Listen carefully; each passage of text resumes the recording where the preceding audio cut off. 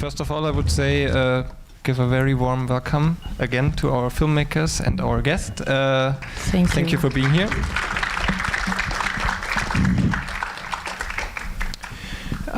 So my idea would be that since there's only you two as filmmakers here of a film we have seen, that we start with your film and maybe even circle around that film, also including the others then on the process, because I think it's most fruitful for the discussion also.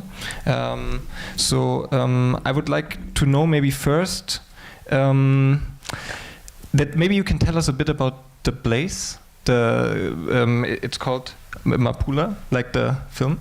Like the MAPUTO. Yeah, MAPUTO. Sorry, like the radio station in the film. Ah, okay. So, can you tell us a bit your relation to the place and also what it is like there? No.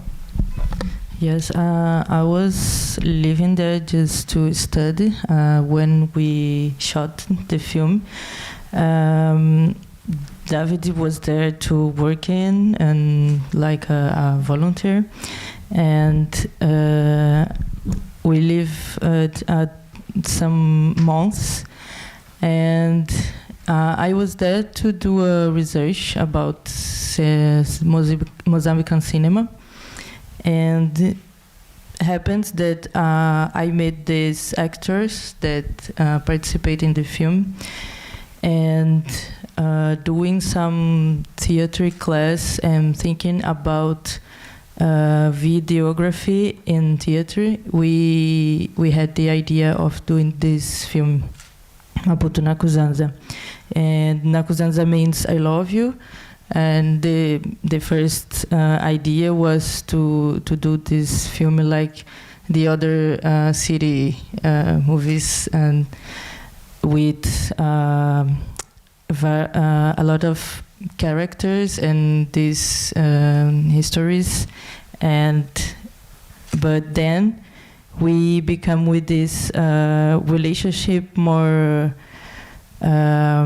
strong with the city, and so we choose to not to tell too much about this character, but tell more about the city and what we saw there, and our feelings with the people. And we really think that the city is beautiful and interesting, and had a lot of interesting people. And sometimes when we are foreign, we just asked ourselves about what this person is doing at this day, and what is the history of this person or the other. And I like very much to walk in the city and think about these things. So it was more about this relationship. And then it becomes something that comes with literature that I really like a lot, the Mozambican poetry. And it was a contribution of a lot of people, the actors, our professor at the time, and David too. We are always talking about the news at the time. So all these elements came to us, and we are going to making this film. I don't know if David wants to say something about the relationship with Maputo.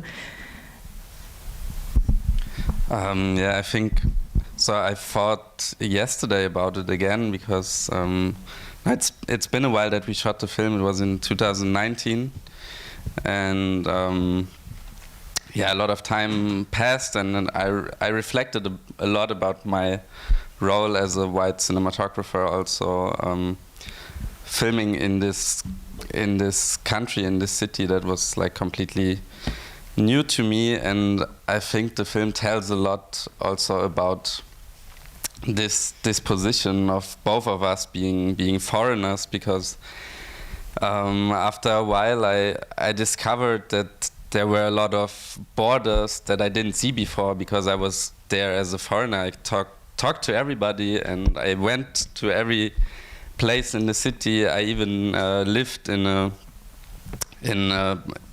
part of the city that a lot of people told me, yeah, you live in Alto Maé? It's really dangerous. And I was like, really? And yeah, after a while I discovered that, for example, our camera assistant, I spent a lot of time with her, and a lot of places where we also went for the shooting, she said like, oh, I hope that my parents don't see me here, because they say it's a bad place. And so I think we as foreigners were super free to move to every place and through every social hierarchies, because we were not part of any of them. And yeah. Yes. Maybe Senthuran, I can ask you how you perceive this city through the film. What sticks with you, or what did you see? What is your thought on the city? If I got it right, it's a story of one day, right? It starts at night in the morning with a woman sweeping the floor, and it ends with the woman in the bride, and then the narrator on the radio says that her dress is sweeping the floor, right? And it's literally sweeping the sand on the beach. So it was like a full circle, which I thought was really beautiful. And also there were quite a few images that stuck with me, especially the one with the person on the staircase with the, I think with a red dress or with a red scarf, you know, and then when the colonial past is being retold in the shape of a poem, right? The question of the names, you know, and the names given by the Portuguese, and then you can also see the fort, you know, and so it was like a trip during in the city, but during one day, but going to the past, the present, and the future as well. And I thought this was really beautifully done. And also the history of the Mozambican writers and the idea of resistance through literature, you know, and how art can be a form of resistance. I mean, I was born in Sri Lanka, and Sri Lanka and Mozambique, they share a familiar story. Sri Lanka was firstly colonized by the Portuguese as well. That's where a lot of cities still got the names from. A lot of, especially Sinhalese people, they have Portuguese names, family names, you know. So the question of the colonial legacy is quite present, and also a question that I'm invested in. So what does it actually mean? It's so easy to say in a context of art or politics to decolonize, but what does it actually mean? You know, so I'm very suspicious when people use words like post-colonial studies, you know, because post-colonial studies is an invention of especially North Indian Brahmin, like the upper caste scholars, who just read European philosophers, you know, like Foucault, Derrida, going back to Hegel. I love Hegel, but still, you know, and going back to Marx. So the question is, instead of opening the canon, you know, and the question of class, I mean, I always thought it was funny that Gayatri Spivak was asking, can the subaltern speak when she's from the highest caste, you know? So she's not the subaltern, you know, let's not kid ourselves. And maybe Zizek was right when he says that post-colonial studies is just the bad consciousness of white Europeans, you know? But the question for us as artists, you know, is still present. What does it mean? How do we work with these histories, with these architectures, you know, with everything that remains and is still part of us? I mean, people in the movie were speaking Portuguese, right? So is that, for instance, a question that I always wonder, like, is that their native language or not? You know, when does it become part of your identity? The Christianity, for instance, you know, there's just one, I think, on the African continent, the Eritrean community that is converted to Christianity without being colonized. you know? So also like for my family, my father's Christian, my mother's Hindu, like, is this the religion of the colonizer? You know, these are questions that are still present and that we as artists have to find a different angle than scholars or like academics, right? Well, maybe, Salomé, this is a good keyword for you, who combines also scholar work and artistic work around also these topics. So I wonder what you think of what we just heard, and what your position is also as a Portuguese person. Hey, actually, I was having some difficulty in hearing.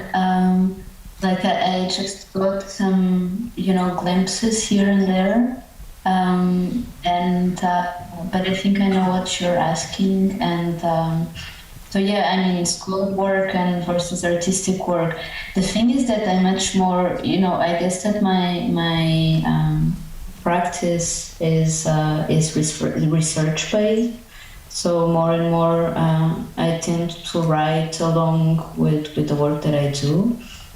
But my approach to those things is an approach that doesn't come from the academia, and I think what was just said is it makes all sense, and I think that it's really somehow art.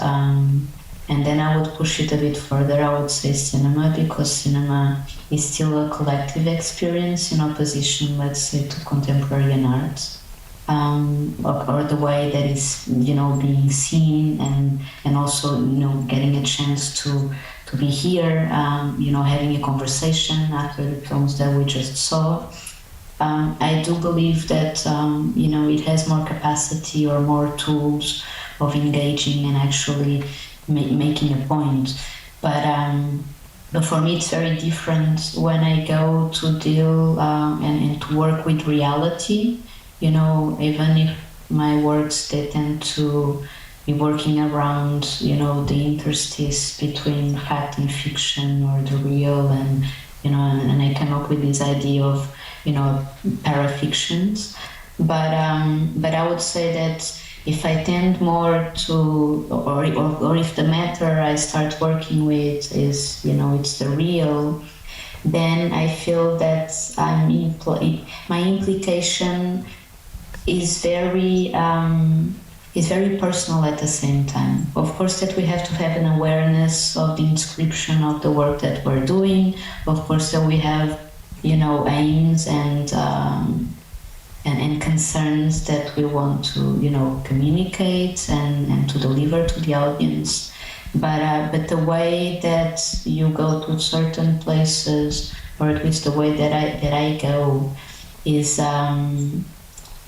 something that implies, myself and my essence. So every time is different, and every time I look for a way that, this idea of being a foreigner, and using the idea of being a foreigner also to maybe convey certain things that, if you don't understand, your place. Like, for instance, I can tell you about, I have this project in the Delta of Nigeria that I'm now developing, and I invited for a panel, I invited someone that was born there, and he's an academic, Cosmas. I invited Boaventura Sousa Santos, that, he's an academic as well. He's a social scientist, and someone that, has written and worked extensively into sacrifice zones, in sort of social sciences. And then someone that, an Angolan Portuguese woman that is very active, and I think that she's active politically as well. And it was very interesting to to see how these three figures would address the Delta, and either things about colonialism and neo-colonialism or coloniality of power. And what really struck me was that Boaventura, that has done a lot of field work, is now 80 a lot. He mentioned is, where do you stand? Are you depicting, what is your site? Are you depicting from the outside? Are you giving, are you, like for instance in the Delta, is it about, raising awareness about the ecocide and the human right violation, or is it about giving voice to the to the communities? And then there's all these strategies that you could work with, and there's like a beautiful project in Brazil called Vídeo nas Aldeias, where the indigenous community was given certain knowledge or tools, and they are now there's a succession of ways of self-representation. And I think all these processes are efforts that are well-intended efforts that we're all doing together in coming to to I don't even know what to say, coming to what, because I would say justice, I would say to go back in time, I would say, I don't have the right word to it, but the only thing is that I believe that if space is, it's not about even as opening space or dealing with those issues, it's about, I think there's so many things that could emerge out of other sides, and I think that Europe is the one that is being trapped now. I hear from all of your answers two threads that I would like to talk about, maybe also on a more general or even abstract level. One is how to look at something and also see or perceive its history. Because, of course, cinema with a camera, you first of all see the present. There's not much, but there is also something underneath. So how you can or we can all work with that and how we can think about it. And the other thing is, which is also true for all the three films we saw today, is who is looking. I think that was also mentioned now by everybody. And yeah, I would like to start with the first. So maybe can you tell us if in your work now, there is an idea of history when you film something happening in front of you, or if that is completely just happening on the way? I think it is both, because the history and other things just express yourself, and maybe it's more like a way of doing this, a way of show this, that we, for example, in this film, we had a conscious that we need to give space to the city express. So we did this in the way of film. We stopped sometime in some corner, and the actors went and do some things that we thought, and then the city just happens. But you have to express it for yourself. But you have to frame in a certain way. No, I mean you frame. You let the city in already in the decision of the framing. It was something that we choose to do, not to go there and just okay, you the actor, you will do this and then cut. No, so we start film, so rec, and then we give time to the things happens. So we had this way of work that it's some kind of we understand that these sensibilities, these histories came with the giving opportunity to this happens, and choosing the places we are film, these buildings that there is a lot of colonial history, and but then some things we don't have the total meaning of that, but we had the feeling that this have something. So I think it is more we had to had interesting in some in this history. We need to study. It's not just go there and feel. We need to study things and speak with people and understand these movements. And I like to say something about what you said about Portuguese language, and some friend of a Mozambican friend said to me, Portuguese for us, we appropriate the Portuguese as a weapon because this came to us, so we appropriate this. It's not like we are victims of this, and Mozambicans are really fighters. I don't know. So, yeah, I think what I want to say is that I think the history, when you come to a place that you don't know, it's the key to understand why things are as they are, and to understand the present history is the key most of the times.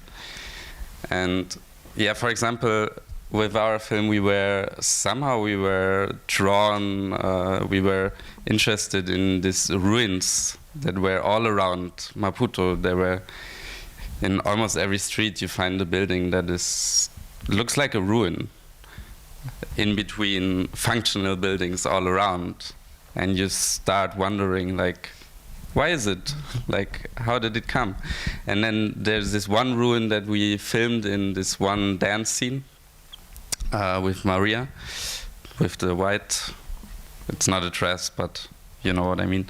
And this building, for example, it was a ruin, but also there was a wall in front of it, so it was not even possible to enter. And this ruin has the history of being the building of the secret police service, first of the Portuguese during the War of Independence, and later being also a secret police station of the Frelimo, where the fighters for independence, and which are still the ruling party in Mozambique, and which are now like really corrupt, and there are a lot of problems with them. And this secret police tortured many people, like both secret polices tortured many people in there, so that's why this building is kind of banned, so people think it's there's bad energies or like witchcraft even going on. And that's why it's they built this wall around it, and yeah, step by step you understand from a naive interest in something that just looks interesting in the first place. Yeah.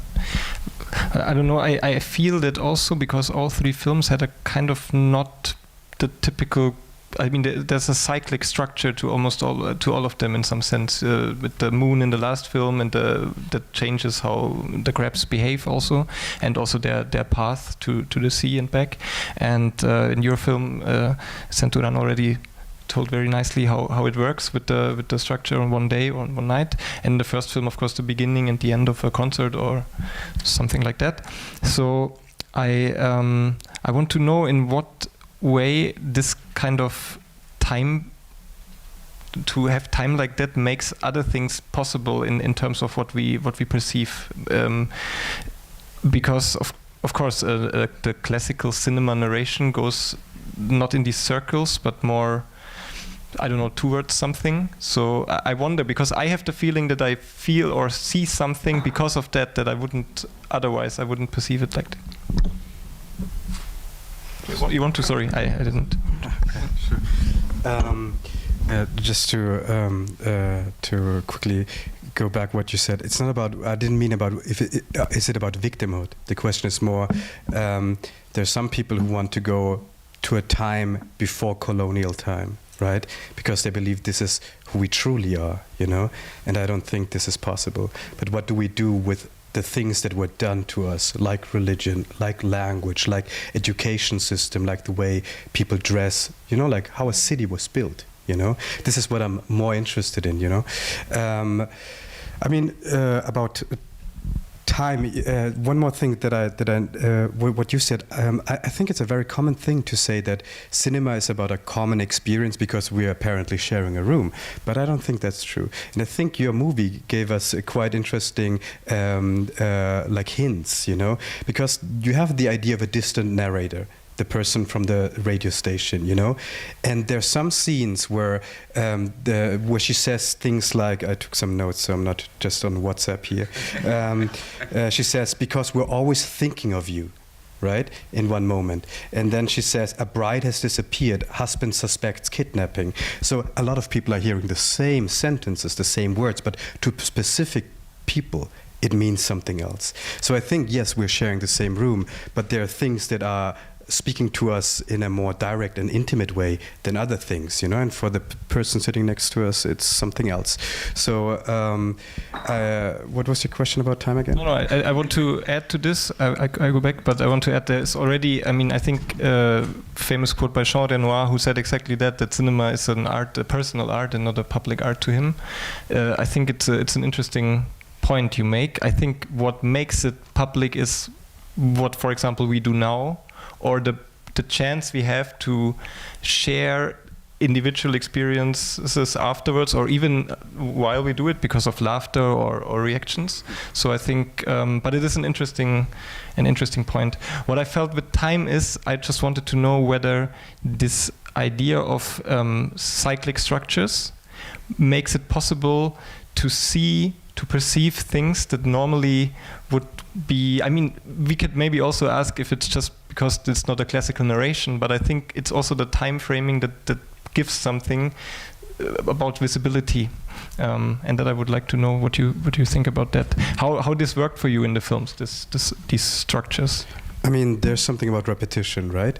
And as I said in the beginning, so it begins with the woman sweeping the floor, and the movie ends with another woman sweeping another floor.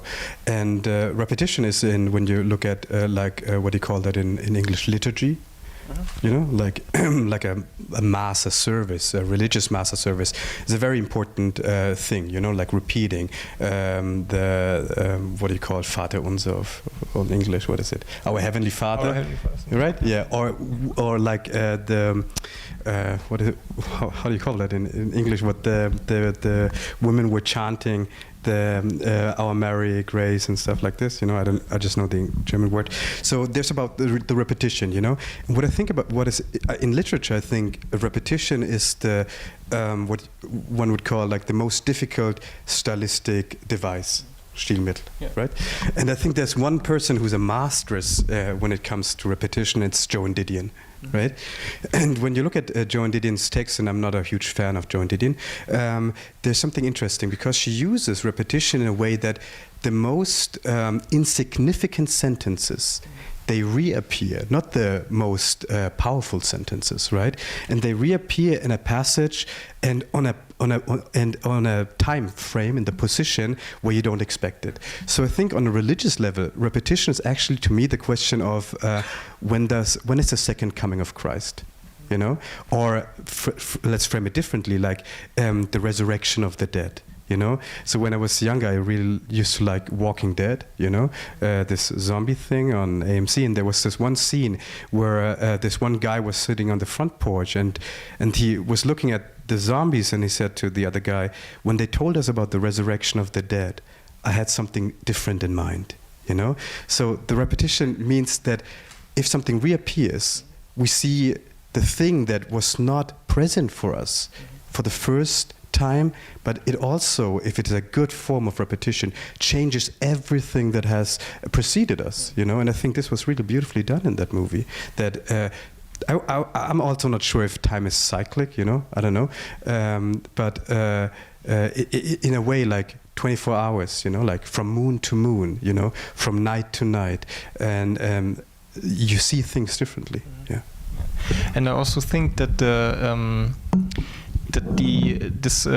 unspectacular sentences of John Didion relate to the scenes that repeat with you. It's like the more, like the, let's call them banal, but not in a negative sense, like the daily actions of people that get visible. I mean, you have some scenes that are traumatic in some sense, like conflicts, people arguing on the street, but you have these moments where people are just doing what they are doing. So I want to know how you worked with those people, and also how you integrated it. If it was perceived before you made the film, like we want to have these moments there, or if it was just an editing choice. Yes, it was a proposal. We thought about cotidiano, day life scenes, and actually this was the structure of the film, and most of time I asked for the actors to tell me what they think it's better to do in that situation. So we give the situation and we discuss how this could be, this action, this daily life action. And then the other things, these arguing things, this came mostly with the history that people tell me, or the news in TV or radio. So it was based on this. So I think all these things that you said about circle and all these things is maybe a perception of life, and life has this strongly characteristics that is we had circles in life, and I think the other films had this strong too, because of this meaning of life and death and birth. Because in the beginning you mentioned sound, and I really think that in all these films sound plays a very crucial role in how we perceive the spaces, but also, so maybe to get Salomé back in, you have filmed a lot of landscapes just like that, like not just like that, but a lot of landscapes in the sense that they get very palpable. They get very. I feel when I see the films as if I am there. So can you tell us a bit how you work with sound also in that regard, and what sound does to a space for you, and if you would perceive sound more subjective, or if there's something like an objective sound?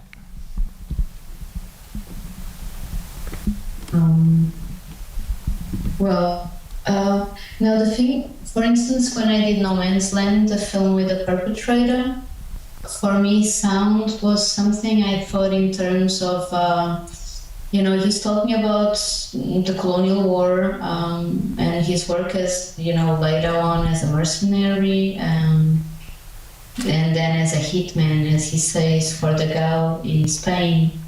So he's describing a lot of, a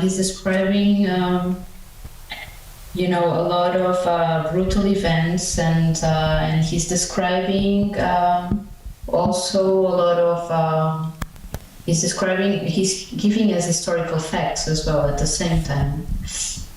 Because, if we look back at the colonial war, we were just talking about this building that is still there, and so he addresses places, situations that we can depict historically. And for me, like the sound in opposition to actually, show it, and this is in terms of image, I think that the absence sometimes can be much more violent than the presence. And with this, I want to say that, it applies to, I think I lost the image. We can hear and see you on this big screen, but not on the small one, so you can just continue. So for me, I was thinking about this idea of absence, and if in No Man's Land, maybe there were the absence of images, of things that the character was saying that could be illustrated either by, reenactment or archive material and other strategies, I decided just to focus on the words. And then the film has a very sort of literary structure, with chapters, and so for me that made me think about song. But there's a film that I did in Transnistria where there's a lot of absence again of image. But in there you really have like blank spots, but instead of them being black, like the film is in black and white, they're blue, in reference to other authors, and for me, like the sound that we created were not just the checkpoints of the borders that we were crossing in Central Europe, but also, the sound that we could build.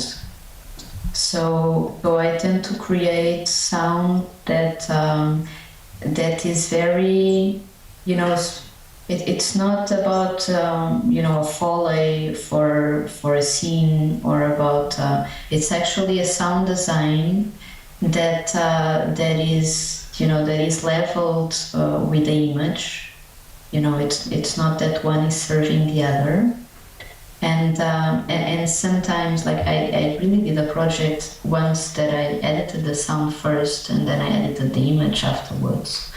It's a sort of a photo essay. It's actually a video installation, but I like to experiment with those because I think when we talk about film, we are also talking about the matter and the lexical of doing it. So when you're saying that about the durations, or about being cyclical, or about repetition, I think the repetition can come in various forms, because a leitmotif can be repetition on a blockbuster narrative film, and that will tell you something, and we already have the codes, and we are aware how to read that when it comes throughout the film. But I think that, in terms of sound and in terms of image, I tend to repeat a lot, because I feel that, sometimes it gets repeated, but in a slightly different way. Or whenever you repeat it, it's never really a repetition. If I'm here and I come back here again and I do the same gesture, it's not going to be the same gesture. And I think that applies with repetition within the films, within whatever art is being created. and even, you know, productivity assembly lines, they have defects within their repetition. So I think I'm much concerned with this idea of defect or accident. But going back to sound, yeah, I think that sound can be something that can open another dimension, and especially Sharon Lockhart's film was very striking to me in that sense, because again, it's something that you don't see on screen, and there's so much going on in terms of, you know, that being a theater set in Manaus, and what the Brazilian people are watching, and also, like, you know, their position within our world, or at least the Western world, Western mentality. Yeah, that's it's a good point, because I also wanted to say to those who don't know that this, as you already said now, the Teatro Amazonas is in Manaus. It was built in the late 19th century. It's like an icon of European colonization there, and it has become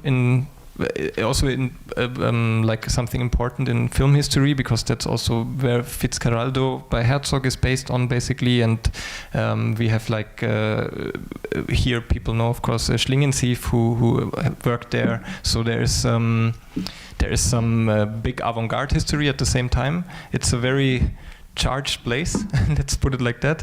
Yeah, as you said, are you here? No, I don't see you, so don't worry if I turn around.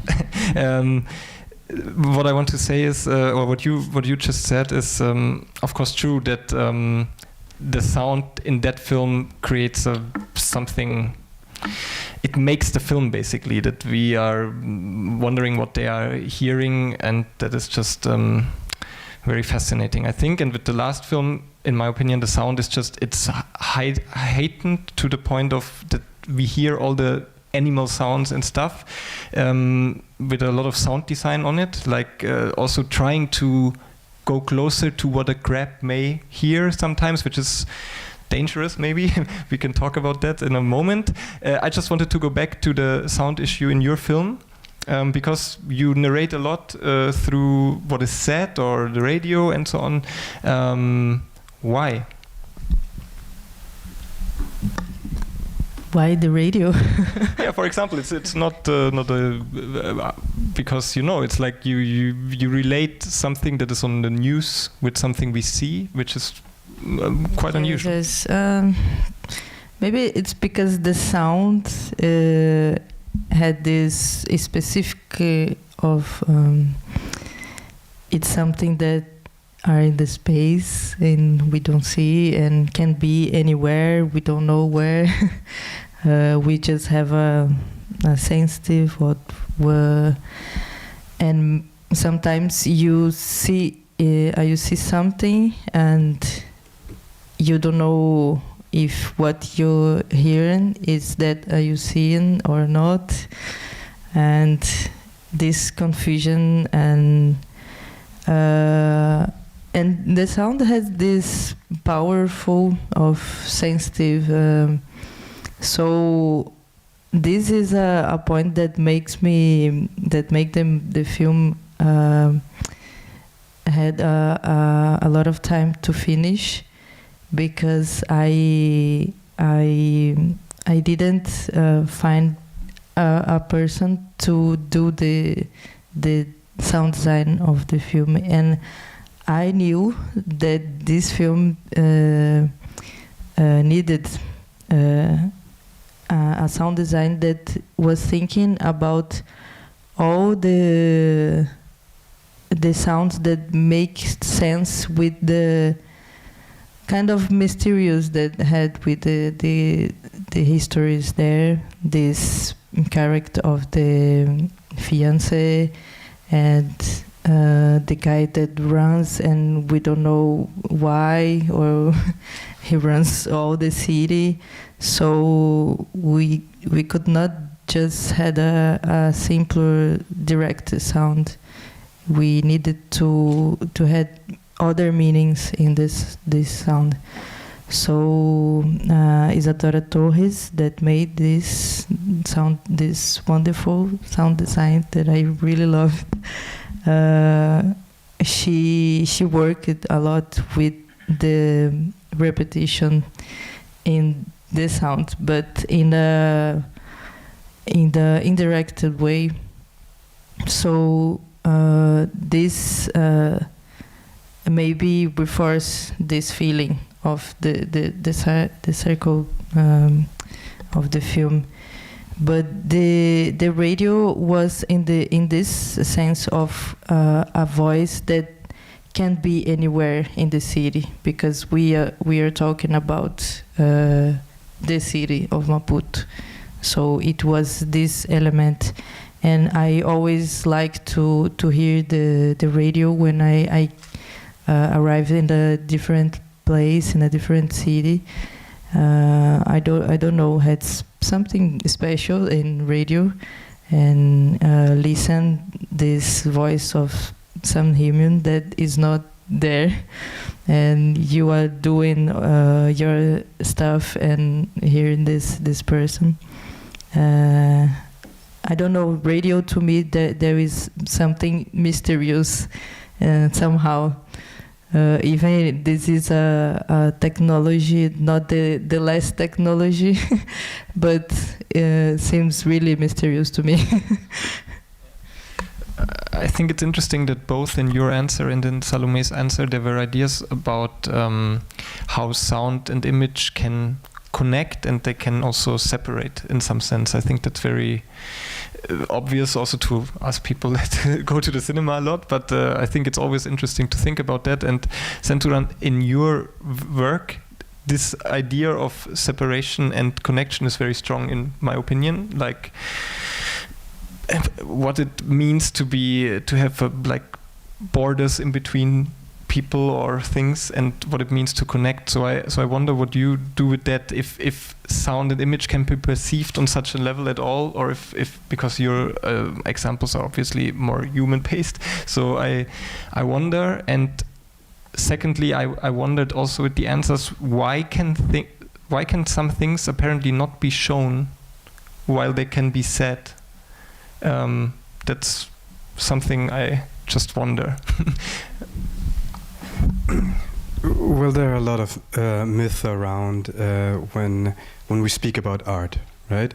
And there are a lot of like buzzwords that appear out of nowhere, and you see a lot of galleries using those words, you know, a lot of PR text, and one of those buzzwords that I am really tired of seeing is the so-called unspeakable, you know. And everything is about Sprachlosigkeit, you know, the lack or the absence of language. But yet people are writing, you know, yet people are making movies, yet people are painting, people are... So to me this is like an occult coming from French theory, you know, that has become like a fixed trope that everyone just uses. But if you look at it quite closely, it's like autofiction, you know, now in literature. Everything is autofiction, but if you really look at the term autofiction, that means that as us readers, we have to know the life of the writer that precisely to know what is fiction in that life and what is autobiography, you know, which is just nonsense, you know. So I think art to me is about imagination, you know, and what you just said about the use of sound, you know. If you don't use sound in a way of illustrating an image, you know, it can allow a different association, you know. You can see and feel a scene in a different way. So as soon as art allows us to perceive the things that we take for granted in our day-to-day life, you know, like in a poem we read the language that we put in our mouth every day as if it had appeared for the first and for the last time. You know, it appears as a foreign language, you know, like reading Celan, for instance, you know. You wonder, is that even German, you know? Because there's, in every artistic approach, there's something, I mean, I would say that as a theologian, something mystic, you know, like, and also the mystery, you know, about what it means to to be alive. I think this is what every great piece of art is about. So as soon as the sound is not just part of illustrating a scene, you know, but a way of also escaping the scene by proposing a different space and a different imagery, you know, then I think sound is interesting. You know, like I really love horror movies, you know, and horror movies is the worst genre to love. It's such a silly thing because it's so cheap, you know, and the way they use sound, for instance, you know. So you have like those classical scenes of like jump scares, you know. Someone opens the fridge, you know, it's late at night, and then this person closes the fridge, and then you hear the sound, you know, and then someone appears out of nowhere. And I think people in horror movie, they don't trust images, you know, because if they would trust images, then they would not use the sound in that particular way, you know. So I think if you consider sound as a way of narration, you know, not just as adding something to the imagery. If you consider sound as choreography, as dramaturgy, then I think you can use sound in a way of opening the space of imagination beyond the image and beyond the actual scene that is depicted. Yeah. Makes sense.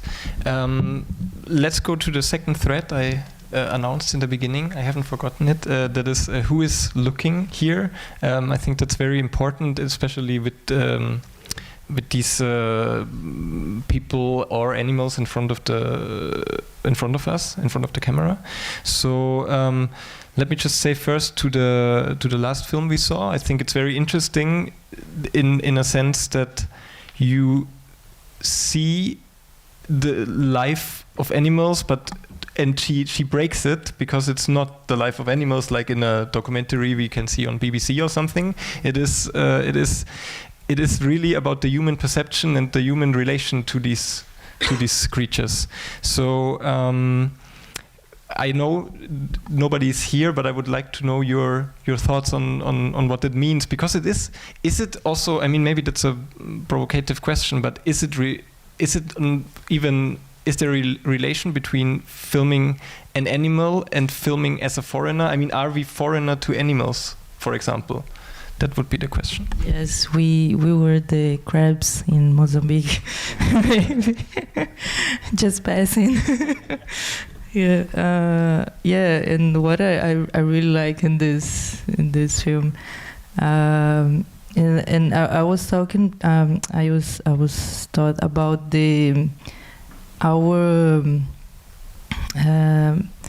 sense of our impulse to make histories with anything that we saw, and this is something that is really strong in the first film too, and in the last one, and in the last one we had these children that oh, look, it's female, and oh, what they do, and children just do this and speak about, and maybe we just think and don't speak every time, but we always imagine what this creature are doing, if they think something.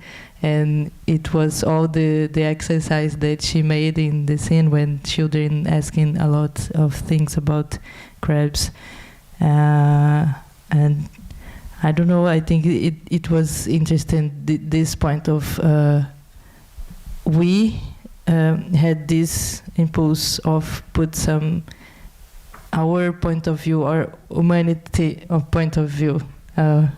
We just want to sense the crab's life, or what it is, have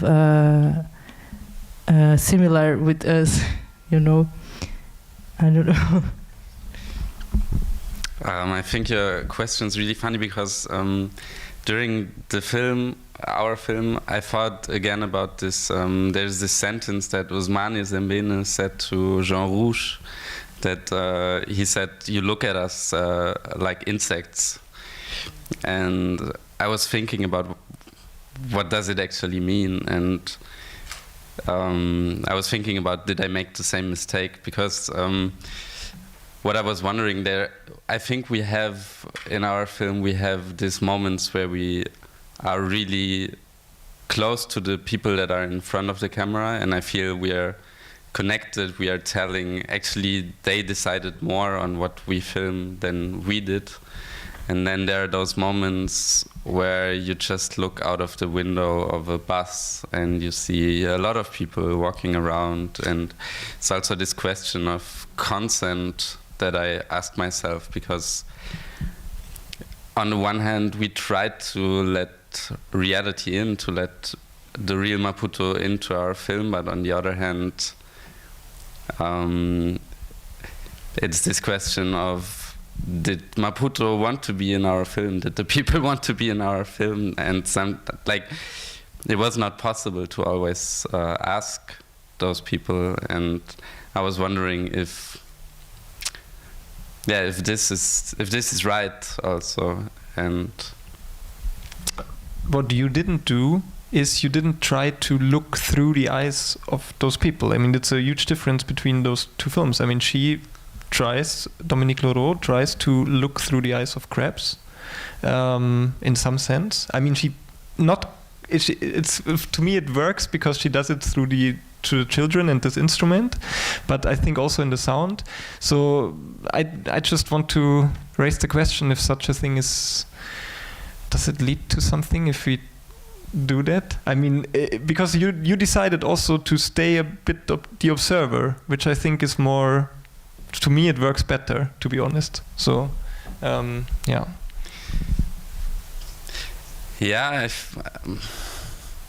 I think what makes sense to me is to also be true of what is your point of view, and I will always be a white European, and I will try to understand as good as I can, but there are certain things that will always be there, I think, and I think we also try to be true to our perspective in this film. And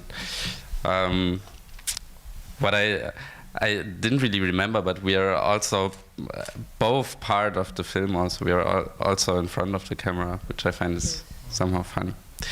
Yes. I don't know if you recognize me. I was the one dancing on the roof. It was a rule. Yeah, but this is something that we try to catch subjectives, subjetividades, subjects. It's not just film and had this distance, and it's not just because this is crabs or we are foreign. We trying to connect with other creatures, with the world. We try to connect somehow when we do films, to connect them to the audience, and it's not a problem that we were foreign, and we don't need to be to have fear in shooting this, because we are trying to connect and talking about life, humanity, and things that we had in common as people everywhere. So yeah, I think. Yeah, no, it's fine. Salomé, you have filmed both people, of course, and also the natural world without people. It's both in your work. Is there a difference for you if you put a camera and film something that is alive? I mean, all is alive, you know what I mean, that can talk to you? Or that is also not the right thing to say. You know what I mean. I do, and maybe this answer is a bit brutal, but no, it doesn't change anything to me if I'm shooting a person or an animal or a stone. So I don't know what that says about myself as a person, as an individual, but no, I mean, I'm just concerned about what I'm framing and what is the perspective that I want people to have upon, whatever is being depicted.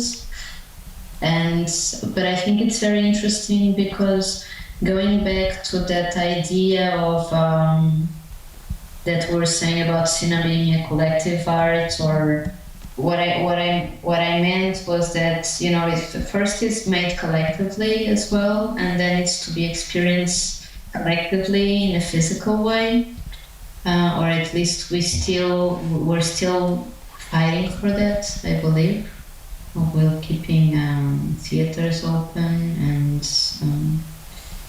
But I believe what I want to say with this is that I think that seeing is a collective art somehow, and this implies also maybe politics. This idea of seeing collectively, and somehow.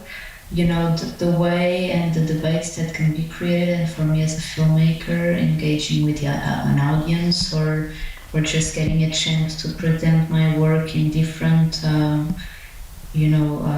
regions of the world, or even to make a work within different geographies. I wonder about that idea of seeing and being seen back. And then we go back to this idea of, coloniality of power or neocolonialism and history. So I think I'm concerned with that as well, in the way that we see each other. And of course that, for instance, in the film that we saw, such a long march, the one with the crab that we're just pointing, and also like other works that are now being created around, animals in different, having different angles and perspectives in approach. I think they're they're interesting in a way that, they challenge our perception, or and sometimes it's funny because there's this, I always see them also next to a BBC or a National Geographic, kind of documentary, that they always have this, this voiceover explaining what's going on and creating these human narratives. But what was very interesting to me in the crab film was that, first you get a sense of, that whole phenomena, and I got very interested in about, crabs and nuclear plants, which is something that I should still research.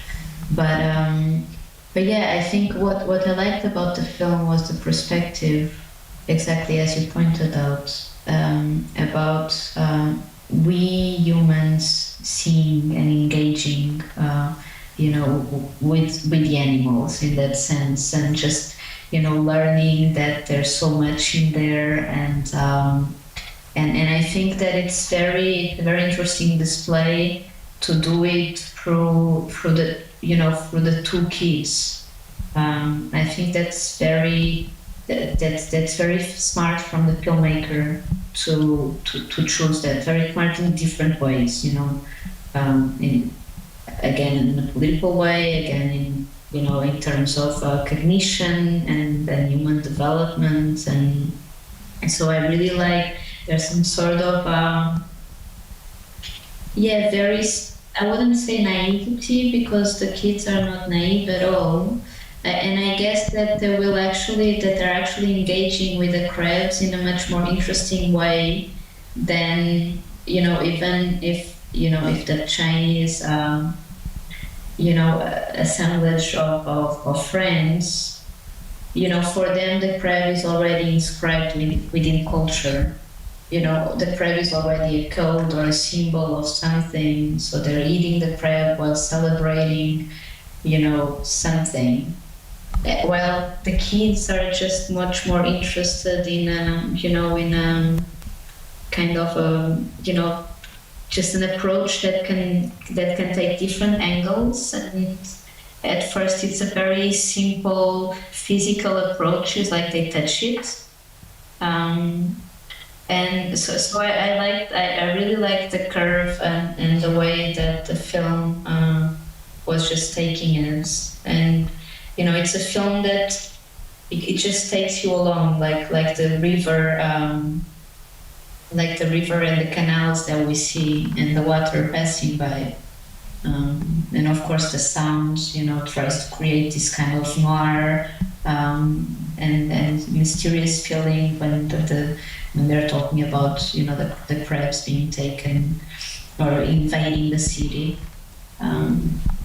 Yeah, and of course there's colonial root to it. Yeah, maybe before I would ask if anybody had a question also, I would point out another thing that is not only part of the so-called grab film, but also in a lot of films now that deal with nature and what we call nature, that is a sort of spiritual dimension. And I would like to know from you, that you have a theological background or work as a theologian, that, I would like to know, because I feel in these films they propose a sort of idea that everything is connected or something like that, like the stars and the water and the animals and the humans and so on. And as I can tell you, in the Berlinale main competition this year, there's like 5-6 films that do exactly that, like always looking at the stars and then at an animal or the trees and so on. So sounds very negative, sometimes it is. So no, I want to know, what kind of idea is that, or how do you think of that? The other day I was watching Tarkovsky's A Cinema Prayer, right? And he speaks especially about his Christian poetics and his approach towards movies. And he said that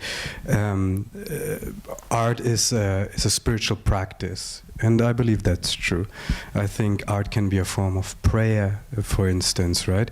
And especially in writing, a lot of writers have emphasized that, And I think for a lot of people who turned their back on the institution of religion for all the good reasons, yet there is a desire for spirituality, for feeling and being assured that there is a connection of all things, If you look at the rhetorics of, for instance, in activism, people speaking about ancestors, for instance, right? Or then the rise of zodiac signs, right? Which is really interesting in pop culture, which to me are forms of replacing or filling the gap that religion has left, We all believe in something, otherwise we would not get up the next morning and we couldn't just shoot ourselves, So there's faith is a form of something that is it does not have to be like linked to the institution of religion or to any form of holy scripture or religious practice, but there's something very existential about it. And so I think also the desire to understand things as being connected is also a political way of looking at things. Like in Germany, like 2 years ago, we started talking about die Kontinuität rassistischer Gewalt, the continuation of racist violence in Germany, right? So like this is basically what I loved about Hegel. In a way, you find a system of things where you see everything is linked to each other in its core substance, and good art allows us to have an idea of that, in a glimpse, by leading us to a point where we lose all faith, and by that it means we have to restore another faith. Thank you. now there's a question here. Hello. First of all, thank you so much for the films. I had an amazing experience and also a very interesting discussion. Patrick, you asked the question before whether about who is looking in the films. And I think this is also a very interesting and good question that made me think.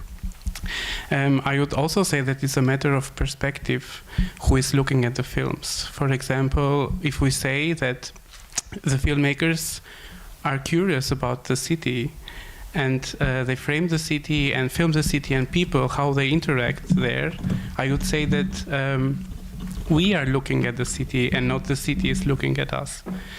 Or at least that was my interpretation of the film. And when it comes to the third film, you said that it's a bit problematic, the fact that the children, or we see, or at least we get to see how crabs see, for example. And I think, or as I understood the film, I think this film was more about, or is more about, how we people perceive the crabs. And this film was about how we see them. And for me, it worked, and it was very interesting and playful the way that the kids were so curious and were asking themselves how actually do crabs see, and they had their thesis, let's say, and were looking to this thing. And to the other question of togetherness, I think... sorry, before, maybe let me say something to that so that we don't get lost in something. So you're right, completely right. I think it's about, what I wanted to say is, it works there because it's based on this playful thing. It is still problematic in a more general sense to... I mean, it's a huge philosophical problem if we can perceive like animals. Totally. And there are a lot of films that act as if they could do. And I think, and that is what I meant, that there is some problem maybe also in that film. It's not a problem that stopped me from wanting to show it, but it is a problem that I find that the sound design still works a bit in that direction. Like when we hear the bird's wings very present, there's an idea of as if the perception changes, and it doesn't fit, in my opinion, to the observational parts. But it's just my, I understand what you say. Yeah. So sorry, you can go on with your... I also wanted to make a compliment to the sound design for both of the for all the films, but especially both last two films. I think it was amazing and also very poetic. And to the sense of the togetherness that you mentioned on the last, I think this aspect of the radio at the film, for me, also works as kind of glue that puts together all the characters at the film. Because it doesn't, for me, doesn't only have this function of narration that helps us understand where we are or what do people think, but also puts a bit into perspective and connects somehow the characters, because the radio in general used in the films is also used as some kind of very intimate, some sound that people always hear in a very intimate moment, and they interact with it without necessarily doing something to that or without necessarily seeing it. And another last scene that was that I still have in my mind when it comes to what you just mentioned in the third film with the sound design and with the perception. It was one of the last scenes where you see crabs under the water, and on the sound we hear not only noises of the water, but also noises of the wind. And for me it was very strong somehow, because we don't see wind on that scene. We only see water, and the camera is obviously on the water, but for me it puts a bit on perspective how long and how intense the trip of the crabs is. So this supporting function that the sound design has in the film. That's what I wanted to say. Thank you very much. I would also propose, I think it's possible to talk over a drink or something outside if there are more comments and questions. So thank you to all, thank you to Salomé, and thanks for being here, and come back tomorrow. Thank you. Thank you.